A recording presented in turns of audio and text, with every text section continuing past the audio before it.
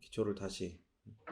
우리가 잘 아는 것처럼 아파트가 막 30년, 40년이 되면 리모델링 공사를 하잖아요. 그래서 그 리모델링을 하는 게 단순하게 그냥 그 안에 인테리어만 싹 바꾸는 게 아니라 그 안전 검사를 해서 안전에 문제가 되는 경우들을 다 보강을 하는 거거든요. 그래서 우리가 이 성도의 삶이라고 하는 이런 우리의 신앙의 삶의 이 뿌리가 되고 근간이 되고 집으로 따졌을 때는 이제 기둥들이 되겠죠. 기초가 되는데 그런 부분들이 이렇게 좀 보수가 필요하다는 생각이 들더라고요. 그래서 그런 부분들 좀 보강을 하고 이 시간들을 통해서 잘 우리의 신앙과 삶을 다시금 세워가는 그래야 다른 사람의 신앙과 삶도 세울 수 있는 그 도움을 줄 수 있는 그런 상태가 되니까 그렇게 하도록 하겠습니다. 따라합니다. 무식필망.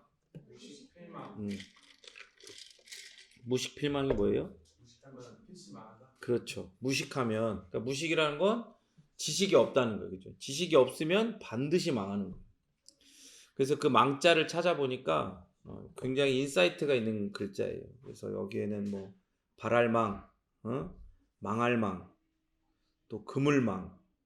그래서 뭐 죄인이나 금수, 동물들을 잡는 그런 그물망자도 있고 잊을망자도 있어요. 또 허망할 망이 있어요. 그리고 그냥 뭐 허망하다는 게 아니라 거짓되고 망령된 그런 걸 일컫는 망이 있고 또 겨를이 없고 조급한 그런 바쁠 망자가 있고요. 그리고 파리할 망이 있어요. 파리하다는 뜻이 무슨지 아시죠? 이렇게 파리해진다 했잖아요. 핏기가 싹 없어지고 막 이렇게 사람이 생기가 없이 이렇게 되는 거. 그리고 두려워하고 방도가 없어서 근심할 망 이런 것도 있고 멍할 망이 있어요. 멍할 망. 자주 하죠 여러분들 멍하게. 그죠? 쇼츠 보면서 멍하니 1시간 2시간 막 지나고 그리고 술로 병들 망도 있습니다. 그리고 쳐다볼 망도 있고 힘쓸 망도 있어요. 그리고 거기에 도깨비 망도 있어요. 도깨비 망. 그리고 그 도깨비 망 안에는 왕뱀, 큰 뱀 혹은 황충 그런 피해를 주는 메뚜기 있잖아요. 이런 거 그런 뜻의 도깨비 망자가 있고 그리고 또 칼날 망자가 있어요. 칼날. 그러니까 이런 거 쭉 보니까 어때요? 하나님을 아는 지식이 없으면 망할 것들을 그렇게 바라게 된다는 거예요. 그러니까 하나님을 아는 지식이 없으면 받은 은혜를 견고히 붙들 지식이 없으면 그 은혜조차 결국에 잊게 되고 아까 이야기했던 금수보다 못한 죄인으로 사망의 그물에 걸리게 된다는 거예요. 그러니까 하나님을 아는 지식이 없다. 그러면 허망하고 거짓되고 망령된 것들을 쫓다가 하나님을 찾을 겨를이 없는 정말 바쁘고 조급한 인생, 쉬지 않고 뭔가를 하지만 항상 조급한 인생이 된다는 거예요.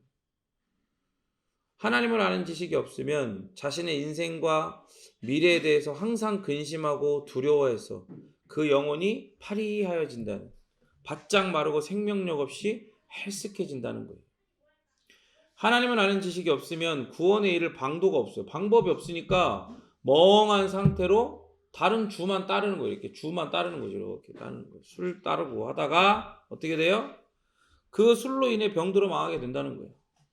하나님을 아는 지식이 없으면 하나님이 아닌 다른 것, 곧 우상과 세상 육적인 것과 탐욕의 대상이 될 만한 것들만 바라보면서 그것들을 향해 헛되이 힘을 쓰게 된다는 겁니다. 그게 바로 이 무식필망이 가지고 있는 뜻이라고 생각이 돼요. 그러니까 결국 하나님을 아는 지식이 없으면 이 모든 망을 통해 도깨비, 큰뱀, 사단이 마귀가 그런 자의 발을 어떤 칼날 위에 올려놓는다는 거예요? 따라합니다. 사망의 칼날 위에 올려놓는다는 거예요. 그래서 하나님을 아는 지식을 소유한 자가 되기 위해서 무식필망하는 자가 되지 않기 위해서 성도된 우리가 알아야 하는 하나님에 대한 지식이 무엇인지 말씀을 통해 배워나가면서 우리 안에 그 구조를 더욱더 탄탄히 하고 그렇게 여러분의 마음판에 새겨지는 귀한 시간 되기를 진심으로 바랍니다. 4살 때부터 교회를 다녔어요. 저는. 그래서 모태신앙은 아니에요. 4살 때부터 다녔으니까. 청소년 때 예수님께서 인격적으로 만나 주셨죠. 그때 제 기억에 한 1,000몇백 명이 모여가지고 500명이 겨우 들어가는 곳에 다 때려 넣은 다음에 거기에 있는 에어컨도 몇 대가 고장이 나 있었어. 그래서 막 무릎과 무릎이 붙어 있어. 막 앉아 있는데 그것도 편하게 앉아 있는 게 아니라 무릎을 이렇게 오므리고 앉아도 다 무릎이 붙어 있어. 거기서 막 설교를 막 듣고 그랬어요. 근데 그때 들었던 설교는 별 뭐 기억이 없어.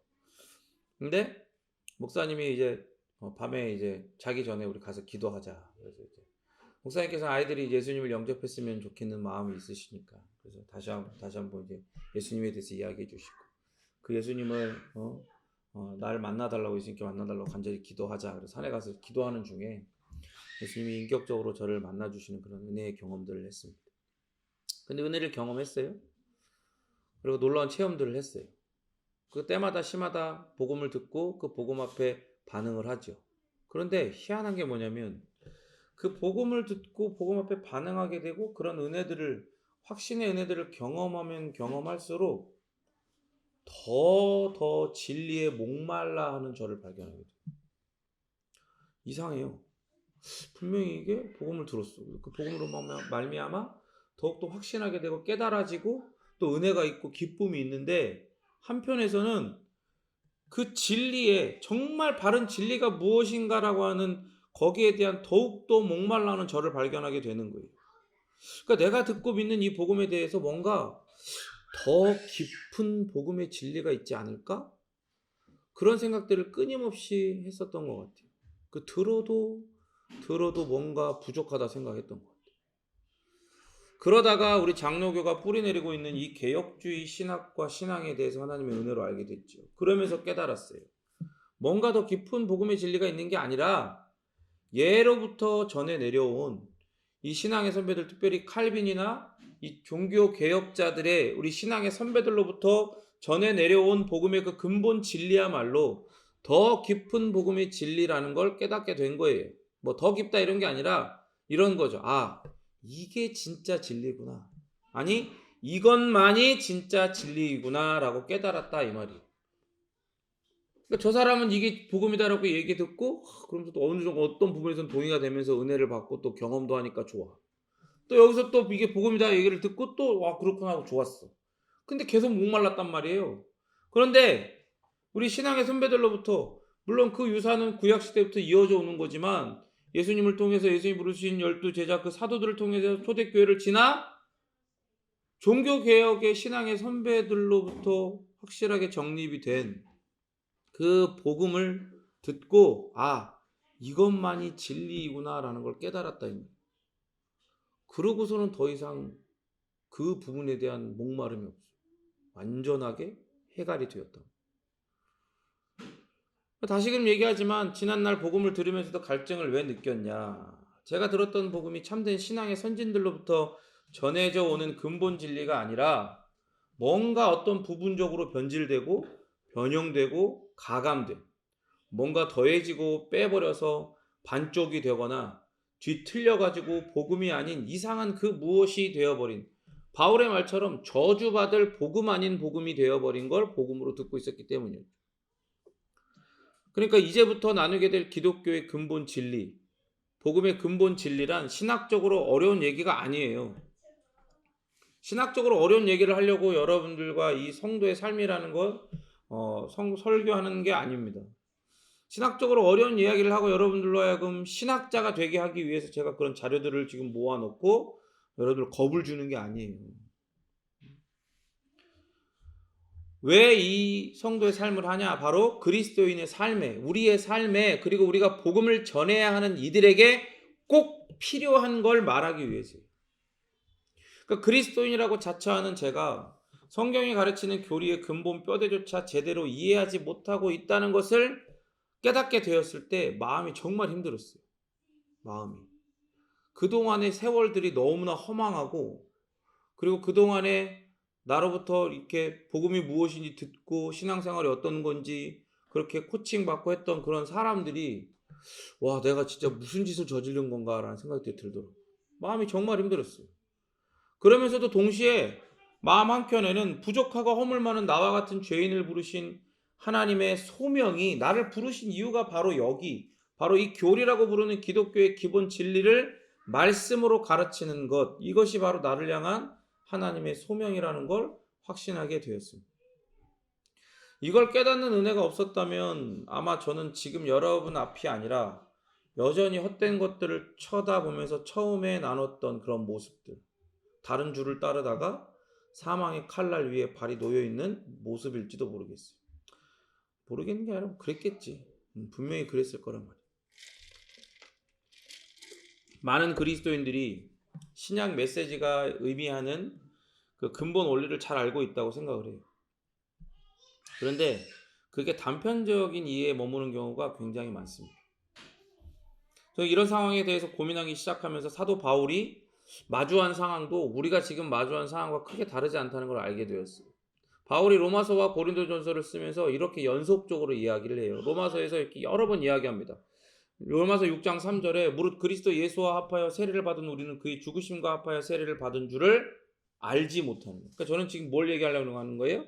알지 못하느냐라고 계속 이야기하는 거예요.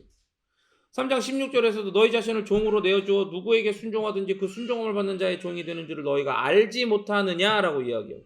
7장 1절에서도 형제들아 내가 법 아는 자들에게 말하노니 너희는 그 법이 사람이 살 동안만 그를 주관하는 줄 알지 못하느냐라고 이야기해요. 고린도전서로 넘어와서 3장 16절에 너희는 너희가 하나님의 성전인 것과 하나님의 성령이 너희 안에 계시는 것을 알지 못하느냐라고 또 이야기합니다. 5장 6절에 가서 너희가 자랑하는 것이 옳지 않도다. 적은 누리기 온 덩어리에 퍼지는 걸 알지 못하느냐라고 또 얘기해요. 그러면서 6장 2절, 3절, 9절, 15절, 19절에서 계속해서 알지 못하냐 얘기한단 말입니다. 귀가 닳도록 얘기해요. 귀가 닳도록. 너희가 알지 못하느냐? 이거 당연한 건데 왜 이걸 모르냐? 바울이 계속해서 초대교회 성도들이 반드시 알고 있어야 했던, 그러나 이미 잊어버렸거나 제대로 알지 못해서 변질되어 버린 그 진리를 바르게 알라고 호소하는 거예요. 그리스도인으로서 살아가는데 기독교 교리가 얼마나 중요한지 깨달으라 이 말입니다.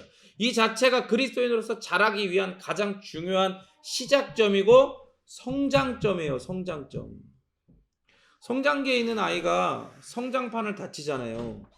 어떤 뭐 사고를 당해서건 뭘 해서건 성장판이 다쳐버리면 그러면 더 이상 자라지 않아요. 그냥 그 키로 그냥 평생을 살아야 되는. 그런 것처럼 그리스도인으로서 기독교 교리의 중요성을 깨닫지 못하면 어떻게 되는 거예요? 신앙의 성장판이 닫혀버리는 거예요. 결국 이게 뭐예요? 이런 삶은 어떤 삶이 되냐? 따라합니다. 성화와 거리가 먼 삶. 성화와는 거리가 먼 삶이 돼요.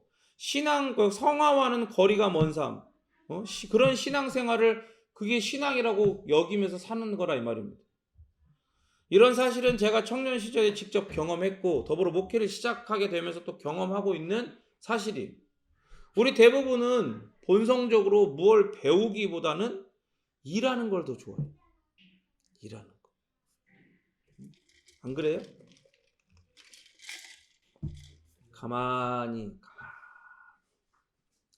가만히 앉아서 하나님이 누구시고 하나님이 성경을 통해 당신을 어떻게 우리에게 드러내셨고 그리고 그 하나님 앞에서 우리는 어떤 존재였었고 어떤 존재로 바뀌었고 또 어떻게 또 변화되어져 갈 것인가, 그런 것들을 깊이 묵상하며 내 삶에 경험하는 수많은 일들 속에서 그것들이 파도처럼 나를 계속 덮쳐오니까 그것들 우리가 알지만 이렇게 물놀이 가면 파도가 한번 잘못 얼굴로 확 오면 어떻게 돼요?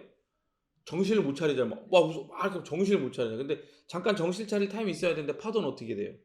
또 오고 그러잖아요. 그러니까 얕은 물에 놀면서도 정신을 못 차릴 때가 있단 말이에요. 그런 것처럼 우리가 교리가 중요하고 그 교리, 말씀을 따라 말씀을 묵상하며 그 말씀 가운데에 기둥처럼 세워져 있는 그 기초처럼 세워져 있는 교리를 깊이 말씀을 따라 묵상하는 이 훈련이 되어 있지 않잖아요. 그러면 어떻게 돼요? 자꾸 다른 일들을 합니다. 밀려오는 일들을 어떻게 그것들을 대처하기 위해서 거기에 몰입된단 말이에요. 그냥 그것만 어떻게든 해결, 내 눈을 따갑게 하고 코로 들어오는 물만 어떻게든 하려고 한단 말이야. 근데 아까 얘기했지만 어떻게 돼? 파도는 어떻게 돼? 계속 그러고 있어야 되는 거예요. 그게 우리의 본성이에요. 생각하고 묵상하기보다는 뭘 하려고 든단 말이에요. 여러분 이 성도의 삶은 제가 앞에 부분들을 몇 번 설교를 했던 내용이에요. 근데 그 뒤를 쭉 이어가지 못하고 그래가지고 요것들을 다시 찾았어요. 설교들을 자료를 찾기 위해서 찾았는데 안 보이더라고요. 설교가 어디 있는지. 예전 거 그냥 싹 다 어디다 그냥 던져서 지워버렸는지 못 찾았었어. 못 찾았었는데 이거를 네이버 메일에서 찾았어. 네이버 메일에서 프린트를 하려고 메일로 보내놨던 걸 찾은 거야. 근데 거길 보니까 메일을 보다 보니까 그때 그 담임 목사님이 이제 우리 교회의 비전이 뭐냐 해서 그뭐 작업해라 그러고 준 게 있어요. 그걸 봤어요. 그걸 봤는데 우리 비전은 뭐다 하면서 쭉 교회의 비전을 쭉 봤거든요. 근데 진짜 안타깝더라고. 뭐 말은 이렇게 언어들은 성경적인 언어들을 쓰지만 결국에 다 뭐예요? 하나님이 주신 교리나 말씀을 깊이 묵상하고 하는 그런 일들의 모든 그 초점이 뭐 양육이고 비전이고 뭐 사역이 다 맞춰져 있는 게 아니라 다 사람들을 일꾼으로 세우는 거에 초점이 맞춰져 있어. 그러니까 비전도 사역도 양육도 사람을 일꾼으로 세우는 거. 일꾼으로. 그래서 그걸 보면서 참 안타깝다 그런 마음들이 들더라고요. 그런데 여러분 성경과 이 교회의 역사를 통해 알 수 있는 사실은요. 항상 생각하는 묵상하는 사람이 가장 탁월한 실천가였고 가장 영향력 있는 행동가였어요. 그러니까 교회사에 성경에도 그렇고 교회사를 통해 보면 그렇게 생각하고 그렇게 묵상하는 사람이 몽상가가 아니에요. 그런 생각하고 하나님의 말씀을 묵상하는 사람이 가장 탁월한 실천가이며 가장 영향력 있는 행동가였단 말이에요. 그러니까 칼빈은 정말로 묵상하는 사람이었던 거예요. 하나님의 말씀을 끊임없이 붙들고 묵상해서 그가 뭐를 남겨요? 기독교 강요를 남긴 거예요. 교회와 자신의 삶에 가장 실제적인 영향을 끼친 사람들의 삶이 어떠했는지 생각을 해봐요. 비록 어떤 사람은 세련되지 못하고 부족한 면이 있고 뭐한다 할지라도 그들 대부분이 기독교 진리를 배우는 학생과 같은 마음의 자세를 가진 사람이라는 걸 발견하게 될 거예요. 위대한 신학자와 순교자 혹은 탁월한 설교자에서부터 평범하지만 경건의 능력을 소유한 평신도에 이르기까지 그들은 거의 한결같이 성경의 교리를 연구하고 배우는 사람들이었단 말이에요. 한결같이 빠짐없이. 여러분 이게 우리의 본성적인 마음에는 불합리하고 모순적으로 들릴 수 있어요. 그리고 우리 마음에 들지 않아. 그런데 분명한 영적 실체 가운데 하나는요. 그리스도인의 실제적인 삶은 말씀에 대한 깨달음과 그 지식의 뿌리를 내리고 있다는 걸 알아요. 의지가 아니에요. 이제는 삶이다 그러면서 내가 이제는 바르게 삶을 살아야겠다라고 의지를 표명한다고 해서 그 그리스도인의 삶이 실제적인 삶이 그 의지의 뿌리를 내리고 그런 하나님이 말씀하시는 그런 아름다운 삶이 하나님 나라 백성의 아름다운 삶이 드러나는 게 아니다 이 말입니다. 잠언 23장 7절에 이렇게 되어 있습니다. 대저 그 마음의 생각이 어떠하면 그 위인도 그러한즉 그가 네게 먹고 마시라 할지라도 그의 마음은 너와 함께하지 아니함이라. 뭐라 그래요? 그 마음의 생각이 어떠하면 그의 사람됨도 그러더라. 그러니까 그 사람이 생각이 곧 그 사람을 나타낸다는 거예요. 삶의 방식을 결정하는 중요한 요소는 그러니까 뭐예요? 감정이나 의지나 상황이나 환경이나 이런 게 아니라 무슨 생각을 어떻게 하느냐 바로 이거예요. 그러니까 이게 바로 신약 성경이 가르치는 모든 것의 기초예요. 예수님이 생각해 보세요. 산상수훈을 통해서 실제적인 기독교가 무엇인지 가르쳐 주시죠.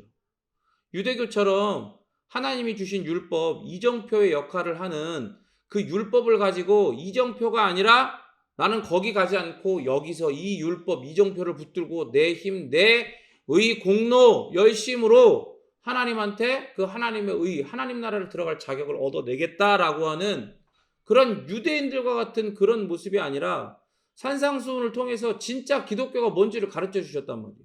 하나님을 믿는 게 무엇인지 가르쳐 주셨단 말이에요. 그 율법의 원리도 가르쳐 주셨어요. 그러니까 산상수훈을 실제적인 거로 여기지 않는 사람들도 있어요. 뭐 아름다운 말씀이다. 좋은 설교다. 뭔가 굉장히 우리의 삶과 이렇게 거룩하게 동떨어져 가지고 막 이렇게 아름답고 막 형이상학적인 것들을 이야기한다. 뭐 이렇게 이야기하는 사람도 있어요. 그런데 사실 산상수훈은요, 처음부터 마지막까지 우리가 마태복음 강의를 했지만 우리가 날마다 마주해서 우리에게 부딪혀오는 삶의 실체가 어떤 건지를 말하고 있어요.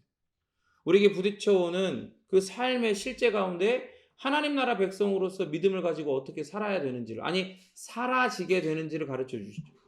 그러니까 이 말씀이 우리가 어떻게 살아야 하는지, 우리의 행실, 그 뒤에 감춰진 동기가 얼마나 중요한지, 그러니까 결국 믿음을 이야기하는 거예요. 그래서 기도는 어떻게 해야 되는지, 왜 염려하지 않아야 하는지, 이런 것에 대한 가르침 외에도 다른 많은 실제적인 문제들을 다루고 있어요. 물론 그 중심에는 우리가 배웠던 것처럼 하나님 나라와 임마누엘이 있죠. 그러면 이런 삶의 실체를 떠받치는 그 토대, 그 기초가 뭘까요? 예수님께서 산상수훈을 통해 말씀하시는 삶을 도대체 무엇을 근거로 살아낼 수 있게 되냐 이 말입니다. 뭘 의지해야 말씀하신 삶을 살 수 있게 되냐 이 말이에요. 이 기초, 그리스도에 대해 삶의 실체를 떠받치고 있는 그 토대를 예수님께는 이거라고 말씀하시는 거예요. 따라합니다. 하나님이 누구신지 알고 그분이 사람들을 어떻게 대하시는지를 아는 것. 하나님이 누군지를 알고 하나님이 사람들을 어떻게 대하시는지 아는 것. 그거라고 가르쳐줘요. 그러니까 하나님을 우리의 아버지로 알고 더불어 우리가 그분의 자녀인 것을 아는 것. 물론 거기에는 많은 논의들이 들어가죠. 왜 우리가 그렇게 되어야 되는지, 누구로 인해 그렇게 되어야 되는지. 그래서 우리가 구하기도 전에 우리에게 있어야 할 것을 그분께서 아신다는 사실 때문에 우리가 기도할 수 있다는 것. 이런 내용들이 있는 거예요. 그래서 그리스도께서 우리에게 주신 기도의 모범인 주기도문이 사실 기독교 교리의 근간, 그 기초 중의 기초가 되는 거예요. 그런 의미에서 다 같이 주기도문을 한번 천천히 들어볼까요? 시작. 하늘에 계신 우리 아버지여, 이름이 거룩히 여김을 받으시오며 나라 임하옵시며 뜻이 하늘에서 이룬 것 같이 땅에서도 이루어지이다. 오늘날 우리에게 일용할 양식을 주옵시고 우리가 우리에게 죄 지은 자를 사하여 준 것 같이 우리 죄를 사하여 주옵시고 우리를 시험에 들게 하지 마옵시고 다만 악에서 구하옵소서. 나라와 권세와 영광이 아버지께 영원히 있사옵나이다. 아멘. 여러분 보세요. 주기도문의 내용은 이렇게 돼 있어요. 하나님의 아버지 되심, 그리고 하늘에 계심, 그리고 하나님의 거룩함, 그리고 하나님의 이름, 그리고 하나님의 나라와 또 그 나라의 도래, 임하심. 그래서 그 나라가 어떻게 임했고 임하고 있고 또 임하게 될지, 또 하나님의 뜻인 어떤 본질이 있는지, 그리고 우리의 삶의 날마다 세밀하게 역사하시는 하나님의 섭리와 죄사함과 유혹의 문제와 마귀의 실제, 이런 것들이 나온단 말이에요. 근데 이 주기도문 어디에 나온다고요? 산상수훈에 나와요. 그리고 그 곁다리가 아니라 산상수훈 그 중심에 있어요. 그러니까 하나님 나라의 삶을 그린 산상수훈은 결국 뭐예요? 보세요. 내용들을 봐봐요. 하나님의 아버지 되심과 살아계심과 거룩하심과 이름과 그 나라와 그 나라의 도래와 그 하나님의 뜻의 본질이 뭐고 하나님의 섭리가 뭐고 죄사함과 유혹과 마귀의 실제에 대해서 이야기하잖아요. 그러니까 보세요. 이 산상수훈은요, 교리예요. 교리를 설교한 거라고. 근데 아까 뭐라 그랬어요? 산상수훈은 우리의 삶이 어떠한 건지를 이렇게 설교해 주시는 거라고 얘기했잖아요. 그런데 이 설교가 뭐라고요? 교리 설교라고. 교리 설교. 자, 집중하십시오. 그냥 매 주일 듣는 설교라고 그러고 앉아 계시면 여러분에게 아무 유익이 없어요. 더불어 지금은 강의를 듣는 시간이 아니라 하나님의 말씀을 듣는 예배 중에 일어나는 이 강론 시간이잖아요. 그죠? 강설 시간이기 때문에 여러분들이 하나님의 말씀으로 이 말씀을 들어야 되는 거예요. 그렇지 않으면 여러분이 예배는 예배답지 못한 예배가 됩니다. 그래서 하나님을 아는 지식과 그분의 성품과 일하심에 대한 바른 이해가 모든 실제적인 그리스도인의 삶의 토대가 되는 거예요. 그래서 근데 예수님의 다른 위대한 설교들도 마찬가지예요. 요한복음 13장에서부터 17장을 보잖아요. 그럼 다락방에 모인 11 제자들에게 하신 예수님의 마지막 설교를 통해 이게 더욱 분명하게 드러나요.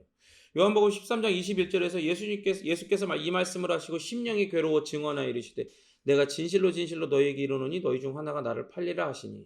그러니까 예수님이 지금 큰 어려움을 앞두고 계시잖아요. 그죠? 그리고 제자들 가운데 가룟 유다가 자기를 팔 것도 아신단 말이에요. 그런 큰 마음의 어려움을 앞에 두고 계시고.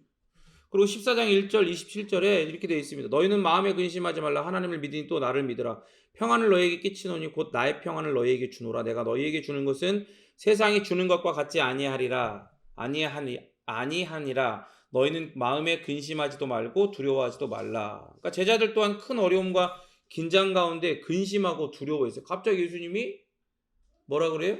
예수님이 이제 자기가 이제 팔려가서 십자가에 죽으실 걸 이야기하니까 제자들이 두려운 거야. 왜? 그게 뜬금없는 얘기가 아니라 실제적인 일이니까. 왜요? 계속해서 예수님을 적대하는 무리들이 있어요. 예수님을 따르는 무리가 많아지면 많아질수록 바서대장들에게는 그게 눈에 가시처럼 여겨지죠. 실제적인 계속 그런 태클들이 들어오고 그런 위협들이 왔었단 말이에요. 그러니까 그게 실제란 말이에요. 근데 예수님이 갑자기 내가 다 내려놓고 난 십자가 죽을 거다 얘기해버리니까 너무 두려운 거예요. 긴장하고 근심하고 두려워하는 거예요. 그런데 이런 상황에서 예수님께서 하신 일이 뭐예요? 어떻게 대처하세요? 제자들과 이 난관을 해쳐갈 작전을 짜고 있어요?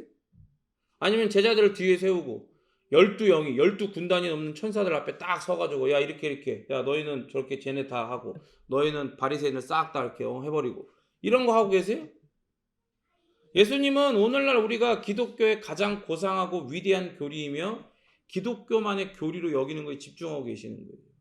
요한복음 14장 16절 17절 같이 함께 읽겠습니다. 요한복음 14장 16절 17절 그는 진리의 영이라 세상은 능히 그를 받지 못하나니 이는 그를 보지도 못하고 알지도 못함이라. 그러나 너희는 그를 아나니 그는 너희와 함께 거하시며 너희 속에 계시겠습니다. 아멘. 여러분 성령 하나님을 보내시겠다고 얘기하시는 거예요. 내가 아버지께 구해서 그 성령 하나님을 너희에게 보내게 주시도록 하겠다. 그분이 어떤 분이신지를 드러내고 있는 거예요. 성령 하나님을 이렇게 구체적으로 이해하게 하는 게 이 역사 가운데 처음으로 이 시간 세계 가운데 드러나는 거예요. 작전 짜고 뭐 그런 게 아니에요. 오히려 그걸 이야기하는 거예요. 그래서 예수님의 생각은요. 삼위일체의 교리까지 솟구쳐서 쫙 올라가요. 14장 7절 9절 10절 읽어보세요. 시작. 7절 9절 같은 장 7절 9절 10절 시작. 너희가 나를 알았더라면 내 아버지도 알았으리로다. 이제부터는 너희가 그를 알았고 또 보았느니라. 예수께서 이르시되 빌립아 네가 이렇게 오래 너희와 함께 있을 때 네가 나를 알지 못하냐. 나를 본 자는 아버지를 보았거늘 어찌하여 아버지를 보이라 하느냐. 내가 아버지 안에 거하고 아버지는 내 안에 계시는 것을 네가 믿지 아니하느냐. 내가 너희에게 이르는 말은 스스로 하는 것이 아니라 아버지께서 내 안에 계셔서 그의 일을 하시는 것이라. 작전 짜야 될 때 지금 당장 죽게 생겼어. 제자들 벌벌 떨고 있는데 예수님 그걸 모르시지 않잖아요. 다 아신단 말이에요. 작전을 짜는 게 아니라 성령 하나님에 대해서 이야기하시고 성부 하나님에 대해서 이야기하고 계세요. 16장 15절에는 무릇 아버지께 있는 것은 다 내 것이라. 그러므로 내가 말하기를 그가 내 것을 가지고 너희에게 알리시리라 하노라 이야기하시고 같은 장 31절에서 예수께서 대답하시되 이제는 너희가 믿느냐 하시면서 32절에 보라 너희가 다 각각 제 곳으로 흩어지고 나를 혼자 둘 때가 원하니 벌써 왔도다. 그러나 내가 혼자 있는 것이 아니라 아버지께서 나와 함께 계시느니라 라고 이야기하십니다. 왜 당신이 이것들을 덤덤하게 그 말씀에 순종할 수 있는지 이 계획에 순종할 수 있는지를 이야기하시는 거예요. 17장 1절에 기도를 하세요. 예수께서 이 말씀을 하시고 눈을 들어 하늘 우러러 이르시되 아버지여 때가 이르렀사오니 아들을 영화롭게 하사 아들로 아버지를 영화롭게 하옵소서. 하나님의 그 계획대로 되어서 하나님의 말씀대로 되어지는 것이 승리이고 하나님의 말씀대로 되어지는 것이 하나님을 영화롭게 하는 거라는 걸 이야기하는 거예요. 뭔가 작전을 짜고 하나님이 계획 그렇게 세워놓으셨는데 내가 죽임당하는 것이 하나님의 계획인데 뭔가 작전을 짜고 그것을 피하고 막고 거부하고 거절하는 게 그게 하나님을 영화롭게 하는 게 절대 아니라는 걸 가르쳐 주시는 거예요. 그러면서 제자들을 위해서도 기도하십니다. 24절에 아버지여 내게 주신 자도 나 있는 곳에 나와 함께 있어. 아버지께서 창세 전부터 나를 사랑하심으로 내게 주신 나의 영광을 그들로 보게 하시기를 원하옵나이다 라고 얘기하는 거예요. 예수님께서 하신 이 말씀이 뭐 영적이다 어쩌다 뭐 말들이 많은데 그런 걸 뛰어넘어서 우리의 실제적인 삶의 영역까지 미치는 그 부요함이 보여요 여러분? 지금 예수님은 죽으시는 게 바로 이제 바로 조금 있다가 한 몇 분 뒤에 일어날 일이에요. 지금 계속 오고 있어. 오고 있어. 다 작전 짜가지고 가룟 유다랑 다 작전을 짜갖고 지금 자기를 잡으러 오고 있는 거예요. 지금 그 상황에서 이게 실제적인 일이야. 그런데 거기서 뭔가 작전을 짜고 피하고 그것들을 어떻게 하는 게 아니라 성부 하나님과 그 하나님의 계획과 그 하나님의 계획에 내가 순종해야 함을 이야기하고 성령 하나님 내가 너에게 보내겠다 이야기하고 그리고 자신이 하나님의 뜻대로 그렇게 다 되어지기를 간구하며 그것이 하나님을 영화롭게 하는 것이라고 선언을 하고 있고 그리고 또 제자들도 그렇게 되어지기를 제자들과 함께 하여 주시기를 또 구하고 계시는 거예요. 여러분 이것처럼 실제적인 게 어디 있어요?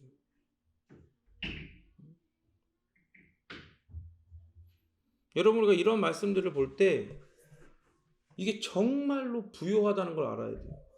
그냥 뭔가 저기 멀리서 영적인 영역에서 뭔가 거대한 게 있는 것 같고 대단하다 나도 저기 있으면 좋겠다 뭐 저걸 가슴 이런 게 아니라 이게 지금 내 삶 가운데 나와 연합해 주시는 예수님이 나에게 주시는 부요함이라는 걸 알아야 돼요.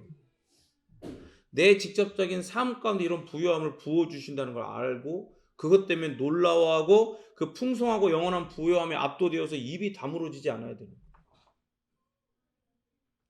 그러니까 예수님께서 지금 우리에게 하시는 이 말씀을 들으면 우리가 주목해야 할 요점이 뭡니까? 그 요점은 실제적인 필요가 있을 때 어려움이 있을 때 예수님은 우리가 교리라고 꼬리표를 붙여가지고 머리만 크게 하고 사람을 교만하게 하는 거다. 어떤 따분한 거다라고 취급하는 하찮게 여기는 이 위대한 진리를 가지고 제자들은 물론 스스로를 위로하고 격려했다는 사실을 우리가 알아야 돼요. 여러분들이 어떤 일을 경험하고 있고 어려움들을 다 경험하고 있어요. 그리고 또 눈앞에 분명히 어떤 것들이 다가올 걸 알고 있겠죠. 그리고 실제적으로 또 우리가 살면서 어떤 관계나 또 건강이나 수많은 어려움들이 계속해서 파도처럼 밀려올 거란 말이에요. 또 그 파도는 크기가 달라서 어떨 때는 작은 파도이고 견뎌낼 만하지만 또 어떨 때는 좀 커. 근데 어떨 때는 막 세이스모스 메가스처럼 거대한 해일처럼 막 밀려오는 게 있을 수 있어요. 근데 그때 우리가 붙들어야 될 게 뭐냐고. 그때 우리가 붙들어야 될 게 바로 그거예요. 말씀을 보면서 그 말씀을 깊이 묵상하는 거예요. 그 말씀을 주신 예수님이, 그 말씀을 주신 하나님께서, 그리고 그것들을 깨닫게 하시는 성령님께서 내게 무엇을 주목해 하게 하시는지, 아니 나를 지금 어디에 매어 놓으셨는지를, 이 말씀을, 교리를 깊이 묵상하고 그렇게 그 안에서 오히려 더 풍성함과 부유함을 발견하고 소유하고 누려가는 거예요. 여러분 그게 진짜 위로고 그게 진짜 격려가 된다는 사실 잊지 마시기 바랍니다. 예수님께서 이렇게 이야기하시는 거예요. 오직 이렇게 탁월하고 고귀한 진리를 이해하고 그것을 붙드는 사람만이 인간이 경험할 수 있는 가장 깊은 절망에서도 견고하게 설 수 있다라고 말씀하시는 거다. 그러니까 이런 사실을 비추어 볼 때 우리가 우리의 실제적인 삶에서 기독교 교리가 얼마나 중요한지 알 수가 있는 거예요. 그 교리에 붙은 잘못된 꼬리표, 뭐 지식은 교만하게 한다, 사람 머리만 크게 한다, 뭐 따분한 거다, 우리의 삶과는 상관없는 거다. 그런 게 여러분들에게 붙지 않도록 삶과 신앙과 연결된 교리를 추구하고 배워야 한다는 말씀입니다. 그렇게 배워가시길 진심으로 바랍니다. 너무나 오랫동안 많은 그리스도인들이 교리를 비실제적이고 우리 삶과 상관없는 딱딱하고 어떤 이론적인 어떤 것으로 치부해 왔어요. 그러나 만약 인류 역사상 하나님 보시기에 가장 실제적인 삶을 사신 그분이 예수 그리스도께서 가르치신 이 교리를 외면한다? 그럼 우리는 그분과 상관이 없는 사람이 되죠. 아니 그분께 순종할 수가 없는 거예요. 왜? 그분이 이게 제일 중요하다고 그리고 그걸로 그 삶을 사셨는데, 이 교리와 하나님을 아는 지식으로 이 삶을 사셨는데, 우리가 하나님께 나아갈 수 있는 길이 되는 삶을 사셨는데 나는 그것을 외면해.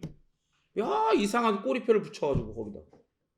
그러면 우리는 그분께 순종하는 거 있을 수 없는 거예요. 예수님을 따라 살 수도 없고 그 길을 따라 걸을 수도 없고 우리의 신앙을 형성할 수도 없고 신앙인의 삶을 살 수도 없다는 말이에요. 그러면서 자기들끼리 그건 신앙이야 라고 얘기해 줘. 너는 지금 바르게 신앙을 형성하고 있어. 얘기해 줘봤자, 지들끼리 그렇게 인정해 줘봤자 그게 하나님 눈에 그게 신앙이냐고. 아니거든요. 여러분 교리를 붙드시기 바랍니다. 왜냐하면 예수님이 우리의 삶을 붙들어주고 은혜로 채워주시고자 바로 교리를 가르쳐 주셨기 때문에. 그러니까 산상수훈에서도 주기도문을 가르쳐 주시고, 산상수훈 절체를 통해서 우리의 삶을 형성하는 거대한 뼈대를 가르쳐 주십니다. 앞으로 계속해서 우리는 우리 삶의 실제적인 신앙을 붙들어주고 은혜로 채워주는 교리를 성실히 배우고자 하는 마음을 갖도록 해야 될 거예요. 본문 말씀 다 같이 읽고 성도의 삶 첫 번째 설교를 맺도록 하겠습니다. 그리고 호세아서 4장 6절 다시 한번 같이 함께 설교의 내용들을 기억하면서 그 마음을 담아 한 절 한 절 같이 함께 읽도록 하겠습니다. 호세아 4장 6절 시작. 내 백성이 지식이 없으므로 망하는도다. 네가 지식을 버렸으니 나도 너를 버려 내 제사장이 되지 못하게 할 것이요 네가 네 하나님의 율법을 잊었으니 나도 네 자녀들을 잊어버리리라. 아멘. 기도하겠습니다.